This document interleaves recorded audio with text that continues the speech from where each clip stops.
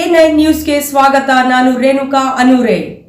ಇಂದು ಗಣರಾಜ್ಯೋತ್ಸವದ ಪ್ರಯುಕ್ತವಾಗಿ ಮಂಡ್ಯ ಜಿಲ್ಲೆ ಮದ್ದೂರು ತಾಲೂಕು ಕಾಡಕೊತ್ತನಹಳ್ಳಿ ಗ್ರಾಮದಲ್ಲಿ ಆಶಾ ಕಿರಣ ಸೇವಾ ಟ್ರಸ್ಟ್ ಶಾಖೆ ಕಚೇರಿಯನ್ನ ಸಮಾಜ ಸೇವಕಿ ಶ್ರೀಮತಿ ಪ್ರೇಮಾ ಯುವರಾಜ್ ಸಸಿಗೆ ನೀರು ಹಾಕುವ ಮುಖಾಂತರ ಉದ್ಘಾಟಿಸಿದರು.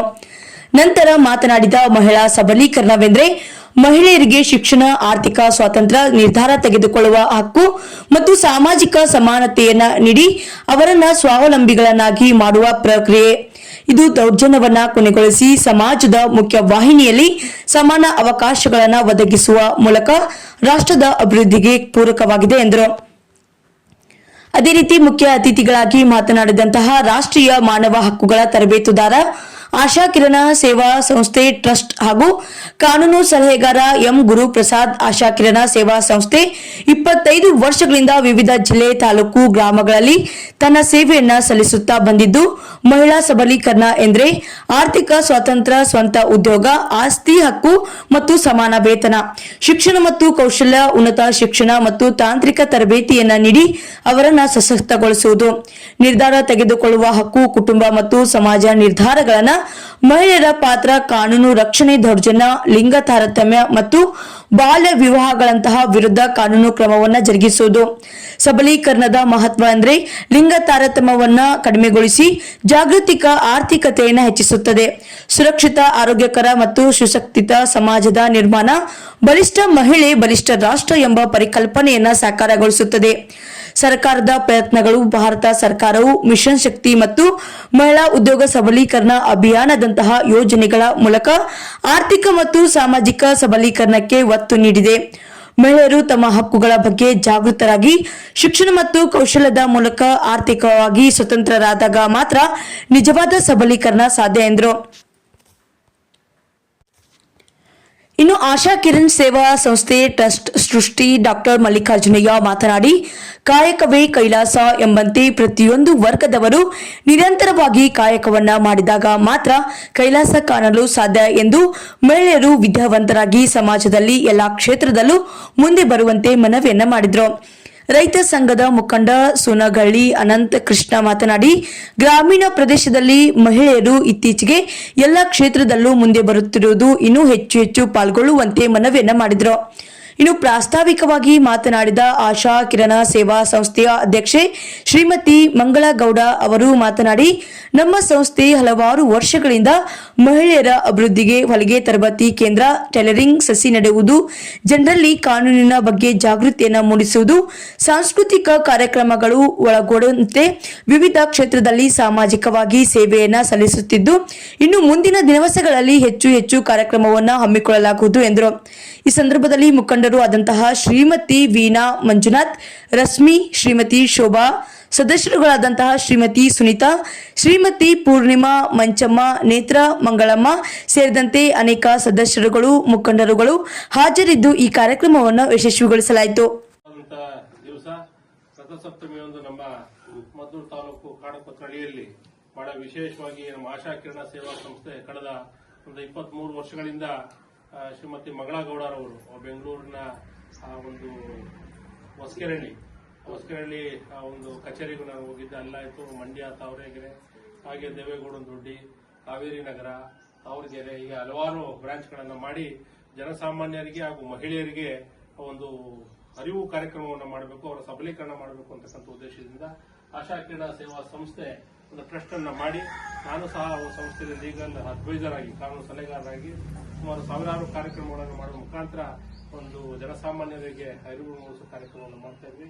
ಈ ಒಂದು ಬಹಳ ಸಂತೋಷವಾದಂತಹ ವಿಷಯ. ಕಾರ್ಯಕ್ರಮವನ್ನು ಉದ್ಘಾಟನೆ ಮಾಡಿದಂತ ಸಮಾಜದ ಚಿಂತಕರಾದಂತಹ ಪ್ರೇಮಾ ಯುವರಾಜ್ ಅವರೇ, ಈ ಟ್ರಸ್ಟ್ಗಳಂತ ಮಲ್ಲಿಕಾರ್ಜುನ್ ಅವರೇ, ರೈತ ಸಂಘದ ಮುಖಂಡರಾದಂತಹ ಅನಂತ ಕೃಷ್ಣರವರೇ, ಹಾಗೆ ನಮ್ಮ ವೀಣಾ ಮಂಜುನಾಥ್ ಅವರೇ, ಶ್ರೀಮತಿ ಮಂಗಳಗೌಡ್ರೆ, ಹಾಗೆ ನಡೆದಿರ್ತಕ್ಕಂಥ ಎಲ್ಲ ಗೌರವಾನ್ವಿತ. ಬಹಳ ವಿಶೇಷವಾಗಿ ನೀವು ಗಮನಿಸಬೇಕಾದೇನಪ್ಪ ಅಂತ ಹೇಳಿದ್ರೆ, ಕಸವನ್ನ ರಸ ಮಾಡ್ತಕ್ಕಂಥ ಒಂದು ಶಕ್ತಿ ನಮ್ಮಲ್ಲಿ ಇರಬೇಕು ಅಲ್ವಾ? ಕಸವನ್ನ ಕಸ ಮಾಡಬೇಕು, ರಸನ ತಕೋ ಕಸ ಮಾಡೋದಲ್ಲ. ಆ ಮಹಿಳೆಯರು ಅಂದ್ರೆ ಹಂಗಿರ್ಬೇಕು ಅಂತ. ಇವತ್ತು ಎಕ್ಸಿಬಿಷನ್ ಫಲಪುಷ್ಪ ಪ್ರದರ್ಶನ ನಡೀತಾ ಇದೆ. ನಿನ್ನೆ ನಾವು ನಮ್ಮ ಕಾನೂನು ಸೇವೆಗಳ ಪ್ರಾಧಿಕಾರದ ನ್ಯಾಯಾಧೀಶರು ಹಾಗೆ ಸಿಒ ಮೇಡಮ್ ಇನ್ನಿತರ ಅಧಿಕಾರಿಗಳೆಲ್ಲ ನೋಡೋದ ಸಂದರ್ಭದಲ್ಲಿ ಪ್ಲಾಸ್ಟಿಕ್ ಗ್ಲಾಸ್ ನೀರನ್ನ ಕುಡಿದು ಈ ಕ್ಯಾಪ್ ಏನು ಎಸಿದ್ದೀವಿ ಇದರಿಂದ ಚೇರನ್ನ ಮಾಡ್ತಾ ಇದ್ದಾರೆ. ಅದು ನಾಟ್ ಬ್ರೋಕಬಲ್, ಕಟ್ ಆಗುದಿಲ್ಲ, ಅದೇನಿಲ್ಲ. 200-300 kg ತೂಕ ನಡೀತದೆ. ಇಂಥದ ಮಹಿಳೆಯರು ಅನೇಕ ಸಂಘ ಸಂಸ್ಥೆಗಳು ಮಾಡಿ ಆಚರಣೆ ಮಾಡ್ತಕ್ಕಂಥದ್ದು.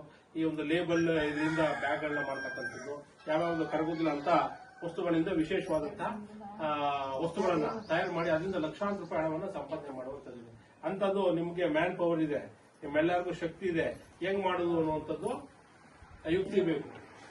ಅದಕ್ಕೆ ಪ್ರೇಮ ಯುವರಾಜ್ ಅವರು ಬಹಳ ದೊಡ್ಡ ಪ್ರಾಜೆಕ್ಟ್ ಹಾಕೊಂಡು ಇಡೀ ರಾಜ್ಯ ರಾಷ್ಟ್ರ ಮಟ್ಟದಲ್ಲಿ ಯೋಚನೆ ಮಾಡ್ತಾ ಇದ್ದಾರೆ. ಅವರ ಸಹಾಯ ಸಹಕಾರವನ್ನು ತಾವೆಲ್ಲ ತಗೊಳ್ಳಿ. ನಾನು ಸಹ ನ್ಯಾಯಾಧೀಶರನ್ನ ಕರ್ಕೊಂಡು ಜನಸಾಮಾನ್ಯರಿಗೆ ಕಾನೂನು ಅರಿವು ಮತ್ತು ನೆರವು ಅಂತಕ್ಕಂಥದ್ದು, ನಿಮ್ಮ ಆತ್ಮಸ್ಥೈರ್ಯವನ್ನು ಹೆಚ್ಚು ಮಾಡತಕ್ಕಂಥದ್ದು, ಇನ್ನಿತರ ಅನೇಕ ಕೇಂದ್ರ ಹಾಗೂ ರಾಜ್ಯ ಸರ್ಕಾರದ ಸವಲತ್ತುಗಳಿರ್ತಕ್ಕಂಥ ಒಂದು ವಿಶೇಷ ಕಾರ್ಯಕ್ರಮಗಳನ್ನು ಮುಂದಿನ ದಿವಸಗಳಲ್ಲಿ ಮಾಡೋಣ. ಹಾಗಾಗಿ ಮನುಷ್ಯ ಅಂತಕ್ಕಂಥ ಸಂಘಜೀವಿ, ಒಬ್ಬನ ಕೈಲಿ ಏನು ಮಾಡೋಕ್ಕಾಗುದಿಲ್ಲ.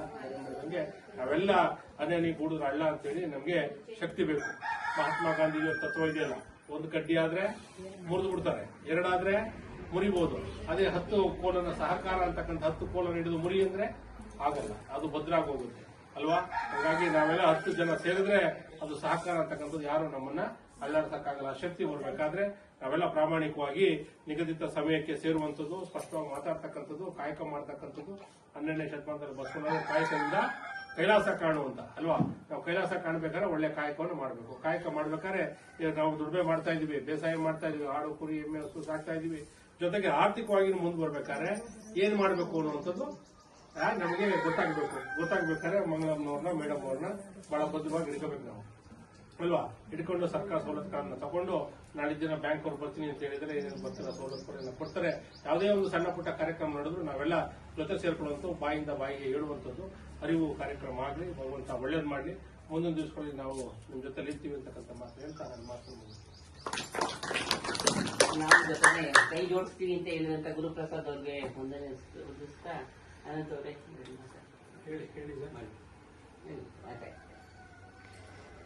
ಆತ್ಮೀಯ ಬಂಧುಗಳೇ, ನಾವು ರೈತ ಸಂಘದಿಂದ ಅನಂತ ಕೃಷ್ಣ ಅಂತ ಜಿಲ್ಲಾ ಸಂಚಾಲಕರಾಗಿ ಈಗ ಮಾಜಿ ಸ್ಟೇಟ್ ಲೆವೆಲ್ ಆಯ್ಕೆ ಮಾಡ್ಕೋಬೇಕು ಅಂತಿದ್ರು. ನಾನು ಆದರೂ ಹಿಂಸರಿತಾ ಇದ್ದೀನಿ, ಓಡಾಡೋ ಸಮಯ ಇಲ್ಲ ಅಂತೇಳಿ.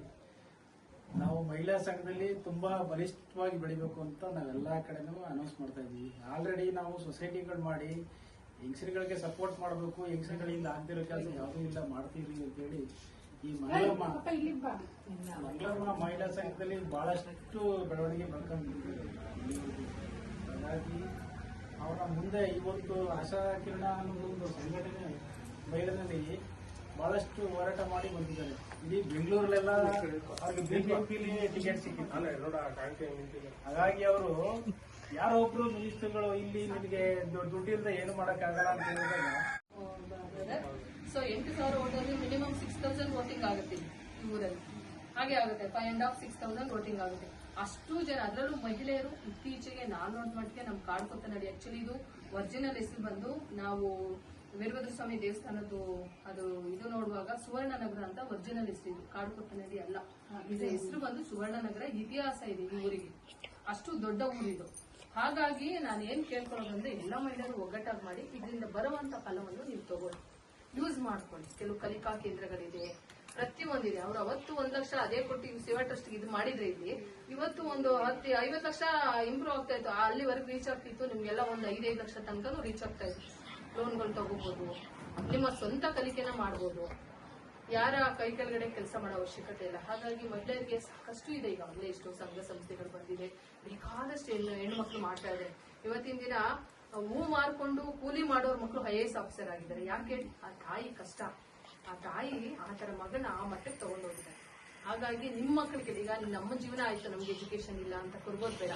ನನ್ನ ಮಕ್ಕಳು ಚೆನ್ನಾಗಿರ್ಲಿ, ನನ್ನ ಹೆಣ್ಣು ಮಕ್ಕಳು ಇವತ್ತಿನ ದಿನ ಏನಾದ್ರು ಅಚೀವ್ ಮಾಡಿದ್ದಾರೆ ಅಂತ ನಾನು ಪುರುಷರನ್ನ ಎಲ್ಲೂ ನಾನು ನಿಂದನೆ ಮಾಡಲ್ಲ. ಗಂಡನ ಸಹಾಯನೂ ಬೇಕು, ಆದ್ರೆ ಹೆಣ್ಣು ಮಕ್ಕಳು ಧೈರ್ಯವಾಗಿ ದಿಟ್ಟ ಹೆಜ್ಜೆ ಇಟ್ಟು ಎಲ್ಲಾ ರೀತಿಯಲ್ಲೂ ನೀವು ಸ್ವಾವಲಂಬಿಗಳಾಗಿ ಬದುಕಿ. ನಿಮ್ಮ ಮಕ್ಕಳಿಗೆ ಒಳ್ಳೆ ಎಜುಕೇಶನ್ ಕೊಡಿಸಿ. ಇವತ್ತು ಎಜುಕೇಶನ್ ಒಮ್ಮೆ ಬೇಗ ಮದುವೆ ಮಾಡ್ಬಿಡೋದು ಅದೆಲ್ಲ ಯೋಚನೆ ಮಾಡಲೇಬೇಡಿ. ಇವತ್ತಿನ ದಿನ ಪ್ರಪಂಚ ವಿಶಾಲವಾಗಿದೆ.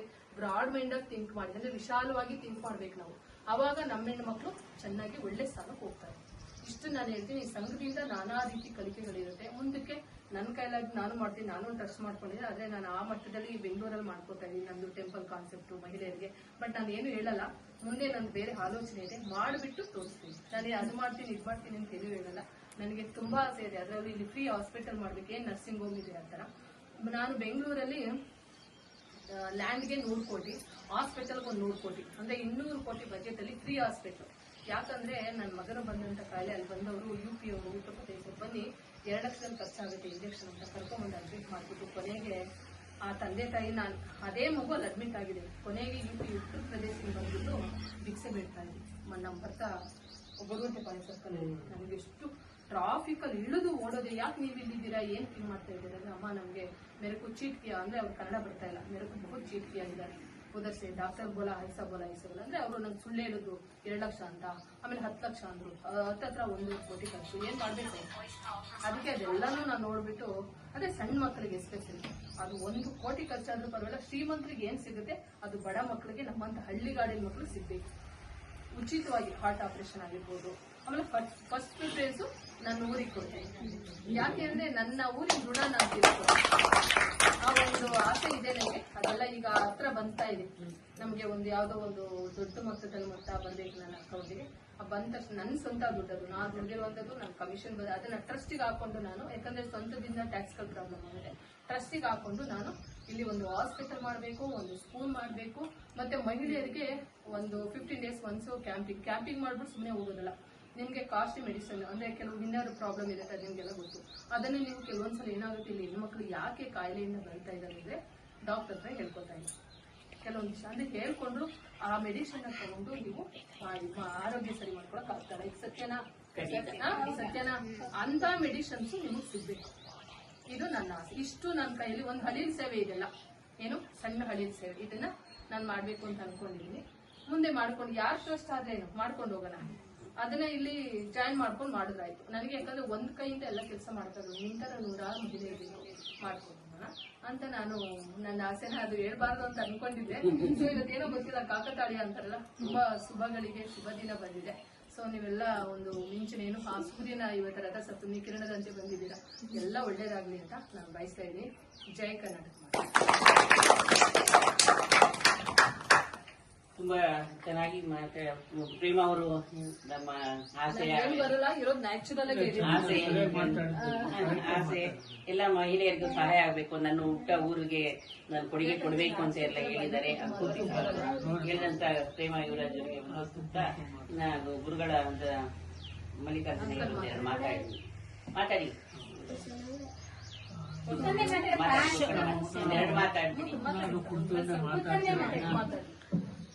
ನಮ್ಗೆ ಇವಾಗ 73 ಕೋಟಿ ಇದು ಸಂಕ್ರಾಂತಿ ಹಬ್ಬದಲ್ಲೇ ಸ್ಟಾರ್ಟ್ ಮಾಡಬೇಕಾಗಿತ್ತು, ಕಾರಣಾಂತರದಿಂದ ಮಾಡೋಕ್ಕಾಗಲಿಲ್ಲ. ಯಾಕೆಂತಂದ್ರೆ ಎಲ್ಲರೂ ದನ ಹಸು ರೆಡಿ ಮಾಡ್ಲೋ ನಿಮ್ಮ ಇದಕ್ಕೆ ಬರಲೋ ಅಂತ ಅಂದ್ರು. ಅದಕ್ಕೆ ಒಂದು ಸ್ವಲ್ಪ ಒಳ್ಳೆ ದಿನ ನೋಡ್ಕೊಳ್ಳೋಣ ಅಂತ ಇವತ್ತು ಒಳ್ಳೆ ದಿನ ಅಂತ ಮುಂದಕ್ಕೆ ಇಟ್ಕೊಂಡಿದ್ವಿ, ಅಷ್ಟೇ ಹೊರತು ಇನ್ನೇನಿಲ್ಲ.